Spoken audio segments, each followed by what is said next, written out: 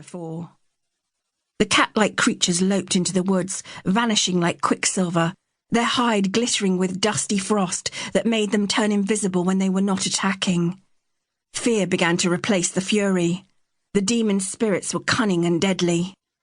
The Druidect Mirinda had called them the Were. It was from the same law she had been taught. One by one, the creatures slipped away, leaving the remnants of Kenatos to bleed. Tyrus tried to still his breathing and subdue his mounting panic. Why had the creatures run off? He could discern no pattern in their attack or retreat. They seemed to have no reason. Perhaps a more cunning intelligence controlled them. He looked down at his hand and saw the smear of blood. His mouth and chin throbbed with pain, as did his leg and arm. He clutched the wound on his arm to try to staunch the bleeding and started to hobble, seeing who had survived.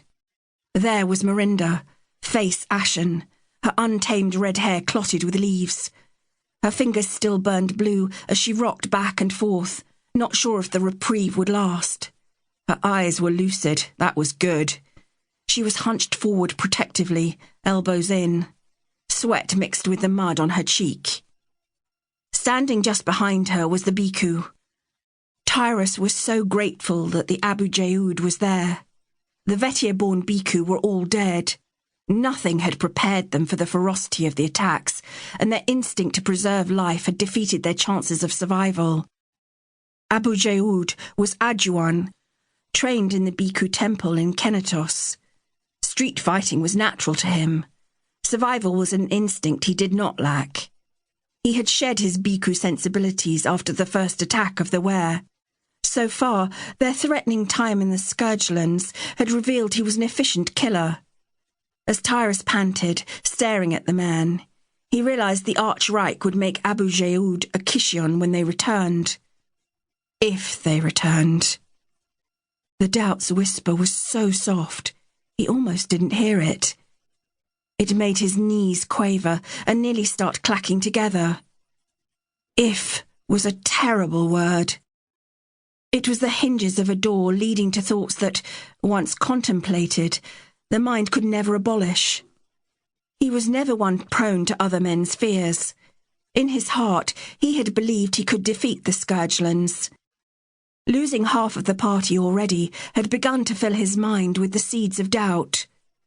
Their Romani finder was the first to die. The 3 Vetia Bhikkhu from Sylvandom, dead. The brutish Kruithne warrior named Glebon was still alive, still as deadly as ever. He was a menace with a sword or pike, shrugging off the Were as if they were merely feral street cats. Tyrus was grateful he was still alive.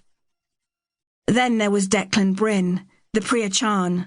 He avoided combat when he could, and was helpful to analyse the situation afterward, pointing out symmetries to the attack. Where was Declan? Tyrus looked around, not seeing him. "Declan!" he called. "Over here, Tyrus!" That was Mathon's voice, and it was hard-edged and frantic. Alarm swept inside of Tyrus.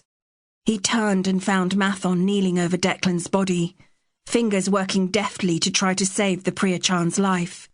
Declan moaned and gurgled, his head thrashing one way and then the next. Mathon was a Reich and one of the best healers in the city. He was young-looking, nearly the same age as Tyrus. He had short, dark hair, a slightly bulbous nose, and an expression that was perpetually sad, except that at the moment it was frantic with desperation. "I'm working as fast as I can," Mathon gibbered, "but he's losing blood quickly." He jerked loose his belt and then fastened it like a strap to the Priya Chan's arm, twisting the leather viciously to try to staunch the bleeding. Declan groaned with pain, digging his fingers into the clutter of leaves.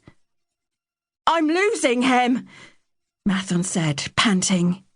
He leaned close and listened to Declan's breath. He cinched the strap tighter, causing another groan of pain from the injured man. Mathon was full of scrapes and scratches himself, his black cassock soaked with blood and sweat. His own wounds were untended.